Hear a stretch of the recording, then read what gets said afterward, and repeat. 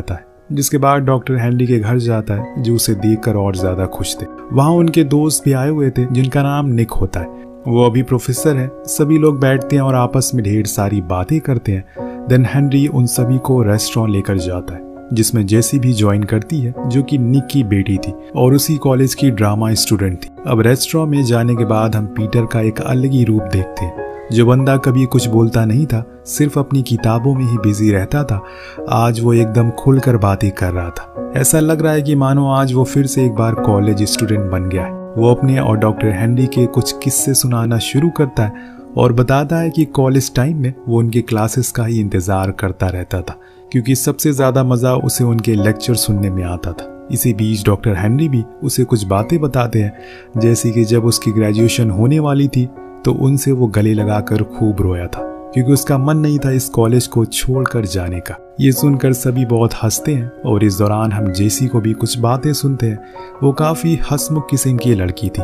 और ढेर सारी बातें करने वाली भी थी, जो बात पीटर को काफी अच्छी लगती है। पर वो अभी एक स्टूडेंट है और वो 36 साल का है, इसीलिए वो इस ख्याल को अपने दिमाग से निकाल देता है कि उसके साथ कुछ हो सकता। अब वापस जाते टाइम वो उसे कुछ बातें भी करता है और उसके ड्रामा क्लासेस के बारे में पूछता है, जो बताकर वो अपने कैंपस में चली जाती है। और यहाँ पीटर डॉक्टर हेनरी के घर आ जाता है क्योंकि आज रात की पार्टी भी तो उन्हें एंजॉय करनी है। पर अंत में जब डॉक्टर हेनरी अपनी स्पीच दे रहे होते हैं तो वो बहुत ही ज्यादा इमोशनल हो जाता है और अपने कुछ चुनिंदा पसंदीदा स्टूडेंट के बारे में बताने लगा कि कैसे उनके लिए उनका परिवार थे वो। और उसके बाद वो पीटर के पास आते हैं, उसे थैंक यू कहते हैं कि वो इतनी दूर से उसे मिलने के लिए आए। इसके आगे वो कुछ और बात कर पाते कि डॉक्टर हेनरी ये कहकर वहां से चले जाते हैं कि उन्हें कुछ देर अकेले में बिताना है। वहीं पीटर फिर से अपने कॉलेज कैंपस में चला जाता है जहां पर उसे काफी सुकून मिलता है। वो ऐसे ही घूम रहा होता है कि तभी उसकी नजर एक नेट नाम के इंसान पर पड़ती है जो काफी फनी और अजीब था, लेकिन वो पीटर से ऐसी बात करता है जैसे कि वो उसे बचपन का दोस्त हो। नेट उससे कहता है कि मुझे वो लोग पसंद नहीं है जो कि उदास रहते हैं, इसीलिए चलो मेरे साथ। अब वो उसे लेकर एक कैफे में जाता है जहां पर उसकी मुलाकात फिर से जेसी से होती है, जो अपने दोस्तों के साथ यहाँ पर आई हुई थी, जिससे वो बताती है कि इसने भी इसी कॉलेज से ग्रेजुएशन की है। जिससे सुनकर वो लड़की पूछती है कि वो अच्छा कौन सी ईयर में। तो पीटर जवाब में कहता है कि मिड 90s, जो सुनकर उसकी दोस्त हंसते हुए कहती है तब तो हम पैदा भी नहीं हुए होंगे। जो बात पीटर को थोड़ी सी बुरी लगती है, पर वो एक्सेप्ट कर लेता है कि वो उन लोगों से काफ़ी बड़ा है, इसीलिए वो कह देता है कि हाँ मैं काफ़ी बूढ़ा हूँ। पर बात आगे बढ़े इससे पहले कि जेसी बात को संभाल लेती है और कहती है किसने कहा कि तुम बूढ़े हो, 1 मिनट रुको। ये कहकर वो उसकी टाई को खोल देती है और कहती है कि देखो अब तुम जवान लग रहे हो। ये सब देखकर उनके पास खड़ा नेट दोनों को कल कॉफ़ी पर मिलने को कहता है, लेकिन पीटर मना कर देता है क्योंकि उसे ऐसी चीज़ें पसंद नहीं है। लेकिन नेट उसके पेट पर मुक्का मारकर हाँ बुलवा देता है। तभी जेसी के पास एक लड़का आता है जो उसके साथ चलने को कहता है, पर जाते जाते वो उसे कल 11 बजे मिलने को कहती है। और उसके जाने के बाद नेट उसे बताता है कि तुम कितने बेवकूफ़ हो, वो लड़की तुम्हें पसंद करती है। पर उसे ये बातें फिजूल लगती है, इसीलिए पहले तो उस अजीब आदमी से वो अपना पीछा छुड़वाता है और वापस आ जाता है। पर पूरी रात सोचने के बाद वो अगले दिन कॉफ़ी शॉप पर पहुंच जाता है जहाँ उसे जेसी तो दिखाई नहीं देती, लेकिन हाँ एक बंदा उसे वहाँ से सोया हुआ मिलता है जिसने अपने साइड में एक नॉवेल रखी हुई थी, जो देखकर पीटर कहता है कि तुम्हारी चॉइस काफ़ी अच्छी है, ये नॉवेल तो मैंने न जाने कितनी बार पढ़ी होगी। और वो लड़का उसकी उम्र का मजाक बनाने लगता है, इसीलिए पीटर वहाँ से चला जाता। पर कुछ देर बाद वो लड़का वापस जा रहा होता है तो वो उसे खुद का नाम पीट बताता है। तभी वहाँ पर जेसी आ जाती है जो उसे बताती है कि इसको पिछले साल ही पागलपन का दौरा पड़ा था और इसके बाद ये ऐसा हो गया, पर अब ये थोड़ा थोड़ा ठीक होने लगा है। खैर दोनों की बातें शुरू होती है जिसमें वो अपने अपने पसंदीदा टॉपिक पर बात करते हैं जो कि मोस्टली सेम ही होते हैं। पीटर को देखकर अच्छा लगता है कि जेसी को भी वही चीज़ें पसंद है जो वो अपने कॉलेज के टाइम में पसंद किया करता था, यानी कि म्यूजिक, आर्ट, बुक, लिटरेचर और भी बहुत कुछ। इसके बाद दोनों ऑडिटोरियम में जाते हैं जहाँ पर जेसी के ड्रामा क्लासेस होते हैं। इसी बीच वो उसे पूछ लेता है क्या वो लड़का जो उस कैफे में मिला था वो उसका बॉयफ्रेंड है। तो वो मना कर देती है कि ऐसा कुछ भी नहीं है, बस हम दोस्त हैं। जो सुनकर पता नहीं क्यों लेकिन पीटर को थोड़ा अच्छा लगता है। दिन दोनों हग करते हैं और फिर वापस आ जाते हैं। ये मुलाकात ज़्यादा लंबी तो नहीं चली, लेकिन इतने में दोनों एक दूसरे को ये ज़रूर पता चल गया कि उनकी किस्मत कहीं ना कहीं उन्हें एक बार फिर ज़रूर मिलाएगी। पर फिलहाल के लिए अब पीटर को जाना होगा कि तभी डॉक्टर हेनरी उसके पास आकर बताते हैं कि जेसी उसे मिलना चाहती, इसीलिए ज्यादा टाइम वो उसे मिलते हुए जाता है। पीटर एक लाइब्रेरी में जाता है जहाँ पर जेसी उसका इंतजार कर रही थी। वो उसे एक प्रेजेंट देती है जो कि उसे म्यूजिक ड्रामा की सीडी थी, जिस पर उसका नंबर भी लिखा हुआ था। जो देते हुए वो बोलती है कि वहां जाकर मुझे भूल मत जाना और हाँ, कोशिश करना कि लेटर लिखना, क्योंकि मुझे खत पढ़ना बहुत पसंद है। मैं होप करती हूँ कि हमारी बातें ऐसी ही होती रहे। जिसके बाद वो चली जाती है और यहाँ पीटर भी कार लेकर कैंपस से बाहर आने लगता है कि तभी उसे वही कैफे वाला लड़का मिलता है जिसे वो लिफ्ट देता है और फिर कार में दोनों के बीच बातें होती है, जिसमें पीटर पूछता है कि क्या तुम्हारे बारे में कुछ जान सकता हूँ। वो लड़का बताता है कि मेरी माँ एक नर्स है, वो चाहती है कि मैं भी उनकी तरह एक डॉक्टर बनूं, लेकिन मुझे ये पढ़ाई हैंडल नहीं होती। मुझे किताबें पढ़ना पसंद है और मैंने एक नॉवल भी लिखी है, पर उन्हें ये बात कहाँ समझ आएगी। ये कहकर वो चला जाता है। अब पीटर को उसके लिए बुरा लगता है, लेकिन वो कर भी क्या सकता, इसीलिए उसी उदास मन के साथ वो वापस न्यूयॉर्क लौट आता है। लेकिन अब ये जगह उसे कंक्रीट जंगल नहीं लगती, उसके अंदर एक बदलाव आ गया जिसको हम साफ साफ देख सकते हैं। आज उसके हाथों में किताबों के बजाय कानों में हेडफोन है, जिसे वो जैसे कि दिए हुए गानों को सुनता रहता है और बस मुस्कुराते हुए अपने आसपास की हर वो चीज को महसूस करता है जो उसे किसी समय पर बेकार लगता है। आज उसे एहसास हो जाता है कि हर चीज अच्छी है, बस हमारा देखने का नजरिया गलत है। दोनों ही लेटर के जरिए एक दूसरे से बातें करते रहते हैं, जिसमें ज्यादातर तो म्यूजिक बुक लिटरेचर की ही बातें होती है, पर कभी कभी वो उसे अपनी फीलिंग भी बताती कि कैसे वो हर चीज को महसूस करने लगा है, कैसे अब वो खुश रहने लगा है। जैसे भी उसकी बातों में इंटरेस्ट देने लगी थी, इसीलिए उसका हर लेटर काफी इत्मीनान से पढ़ती है और फिर सही से उसका रिप्लाई देती है। ऐसे ही एक दिन वो लिखती है, डियर पीटर, आज मैं तुम्हें बहुत मिस कर रही हूँ। हमने जब से बातें करना शुरू की है या फिर जब से मैं तुमसे मिली हूँ, एक अलग एहसास पैदा हो गया है मेरे अंदर, जिसकी वजह से तुम ही हो, कहीं ना कहीं मैं तुमसे प्यार करने लगी हूँ। अगर तुम फ्री हो तो हम मिलते हैं। पीटर ये लेटर पढ़कर हैरान हो जाता है, उसे यकीन नहीं होता कि ये सच है। अब ऐसा नहीं है कि वो उससे प्यार नहीं करता, पर जब वो इस चीज़ की कैलकुलेशन लगाता है तो उसे पता चलता है कि उनके 20-16 साल का डिफरेंस है। जब वो 50 का हो जाएगा तो वो 37 की होगी, जो देखकर वो अपना सर पकड़ लेता है। लेकिन खुद को समझाने के लिए वो एक कैलकुलेशन और करता है, जिसे पता चलता है कि जब वो 87 साल का होगा तो जैसी भी 71 साल की हो जाएगी, जो देखकर उसे थोड़ा सा अच्छा लगता है। पर क्या हो अगर वो इतनी एज तक जिंदा ही ना रहे, किसी ने कल थोड़ी देखा है।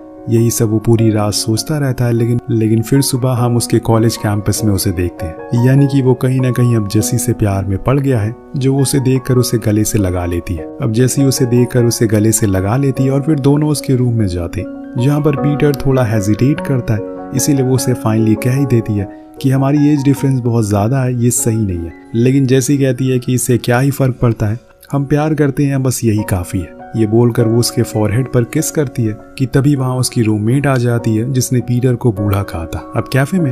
लेकिन आज उसको यहाँ देखकर वो खुद हैरान थी।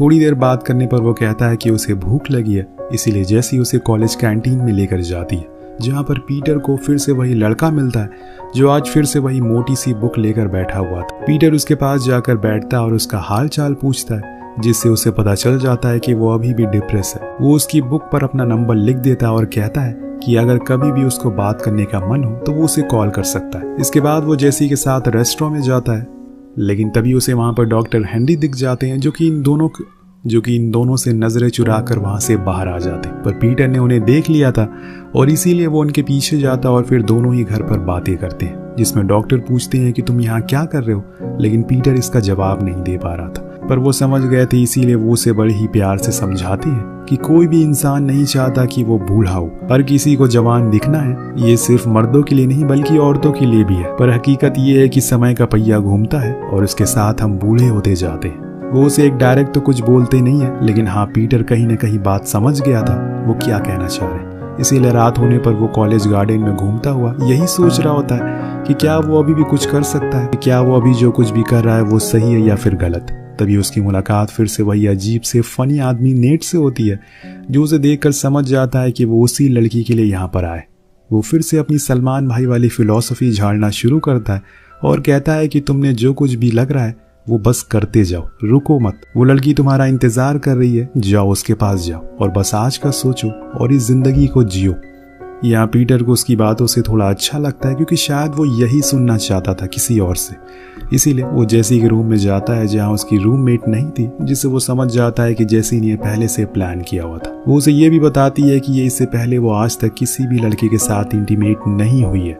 जो सुनकर पीटर वहाँ से उठकर वॉशरूम आ जाता है और परेशान होने लगता है क्योंकि उसे पता चल चुका था कि जेसी कोई ऐसी वैसी लड़की नहीं है। जेसी उसे लेके काफी सीरियस है, उसने काफी दूर तक का सोचा हुआ। इसीलिए वो वापस आकर उसे आराम से समझाता है कि देखो जेसी, हमारे बीच में 16 साल का डिफरेंस है और जो हम कर रहे हैं वो सही नहीं है। तो जेसी कहती है मुझे एज से कोई फर्क नहीं पड़ता और तुम बार बार ऐसा क्यों कह रहे हो, जैसे कि तुम कोई अपराध कर रहे हो। तो वो जवाब में बोलता है कि अगर करने से पहले ही पता चल जाए कि ये अपराध है तो वो और बुरा होता है। जो सुनकर जेसी पूछती है कि अगर तुम्हें मैं पसंद नहीं हूँ तो तुम यहाँ पर आए ही क्यों। पीटर बताता है कि ऐसा नहीं है कि मैं तुम्हें पसंद करता हूँ, कि मैं तुम्हें पसंद नहीं करता हूँ, इसीलिए तो मैं तुमसे मिलने के लिए आया हूँ क्योंकि मुझे तुम्हारी फिक्र है। पर अब जैसी रोने लगती है, उसका दिल टूट गया था और पहली मोहब्बत, पहला बार दिल टूटना बहुत ही पेनफुल होता है। उसे पीटर पर बहुत गुस्सा आता है, इसीलिए वो उसे अभी इसी समय रूम से बाहर जाने को कह देती है। पीटर तो मानो इसी चीज का इंतजार कर रहा होता है। वो वहां से अपने घर न्यूयॉर्क आ जाता है और फिर कुछ महीनों के बाद वो जेसी को एक लेटर लिखता है जिसमें वो उसके दिल दुखाने के लिए बहुत माफी मांगता है क्योंकि वो उसके साथ ऐसा कभी भी नहीं करना चाहता था। और वो अब ये भी बताता है कि जब से वो यहाँ से आया है तब से ही वो अपनी उम्र वालों के साथ घूमना मिलना शुरू कर दिया है। इसी बीच हम देखते हैं कि वो उसी लड़की के पास जाता है जो कि लाइब्रेरी में काम करती थी। उसका नाम ऐना होता है। आज पहली बार पीटर उससे बात करता है जिससे कि ऐना बहुत ही ज़्यादा खुश होती है और बताती है कि उसका बुक में बहुत ज़्यादा इंटरेस्ट था पहले, लेकिन फिर उसे एक दिन समझ आ गया कि मैंने इतनी सारी नॉवल पढ़ी है लाइफ के ऊपर, लेकिन खुद की लाइफ को तो मैं भूल ही गई। तब से मैंने बुक में ज़्यादा इंटरेस्ट रखना छोड़ दिया। अब बातों ही बातों में वो उसे उसकी उम्र पूछ लेता है ताकि इस बार कोई कन्फ्यूज़न ना रहे। तब उसे पता चलता है कि वो उसकी ही उम्र की है, अभी उसने शादी नहीं की है। और इसके बाद दोनों को हम साथ में बाहर घूमते हुए देखते हैं। पीटर इस मोमेंट को काफ़ी एंजॉय करता है। अब उसे कोई गिल्ट नहीं है कि दोनों छोटे बड़े हैं और इसीलिए वो हर पल को खुल कर जीता है। अब एक दिन जब वो घर लौटता है तो उसके पास उसे डिप्रेस लड़के का कॉल आता है जिसकी बुक पर उसने अपना नंबर लिखा था। वो रोते हुए बताता है कि मैंने नींद की काफ़ी सारी गोलियां खा ली हैं। जो सुनकर पीटर फौरन उससे रुकने को कहता है और एम्बुलेंस को कॉल करता है और फौरन वो खुद भी वहाँ पहुँचता है उससे मिलने के लिए। जब उस लड़के को होश आता है तो वो खुद के सामने पीटर को बैठा हुआ देखता है कि आखिर वो उसके लिए इतनी दूर से यहाँ क्यों आया, जबकि वो बस उसे 1-2 बार ही मिला होगा। तब पीटर बोलता है कि जो लोग अच्छी किताबें पढ़ते हैं उनके लिए मेरे दिल में काफ़ी इज्जत होती है। इसके बाद वो जेसी से मिलने जाता है जो उसका बहुत ही अच्छे से वेलकम करती है सारी पुरानी बातों को भूलकर, और बताती है कि उसने जो फैसला उस दिन लिया वो एकदम सही था।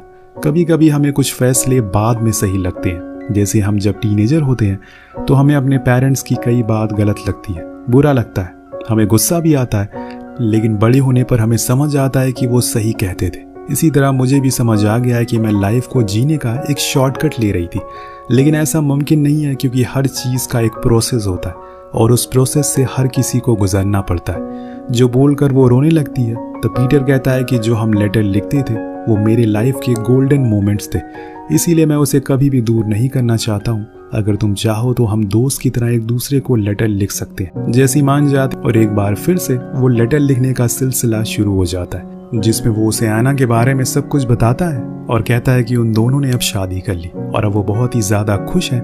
अगले सीन में हम ऐना और पीटर को साथ में देखते हैं। दोनों अपने बुढ़ापे के बारे में बात करते हुए बहुत हंसते हैं, जिसमें ऐना कहती है कि आज से 30 साल बाद वो लेक के साइड में छोटा सा घर ले लेंगे और वहीं आराम से बैठकर खूब बातें करेंगे। जिसके जवाब में पीटर एक लंबी सांस लेता है और कहानी इसी दृश्य के साथ समाप्त हो जाती है। दोस्तों, कभी कभी कुछ फैसले आपको दर्द जरूर देंगे, लेकिन वो आपके लिए आगे जाकर सही होंगे। जरूरी नहीं है कि हर कहानी की हैप्पी एंडिंग हो, ये भी जरूरी नहीं है कि जो कहानी बीच में खत्म हो जाती है उनका कोई फ्यूचर नहीं होता। आपने जिसको खोया है वो बेहतर हो सकता, पर क्या पता कोई बेहतरीन इंसान आपका किसी मोड़ पर इंतजार कर रहा हो। इसीलिए आगे बढ़ते रहिए क्योंकि इसी का नाम जिंदगी है।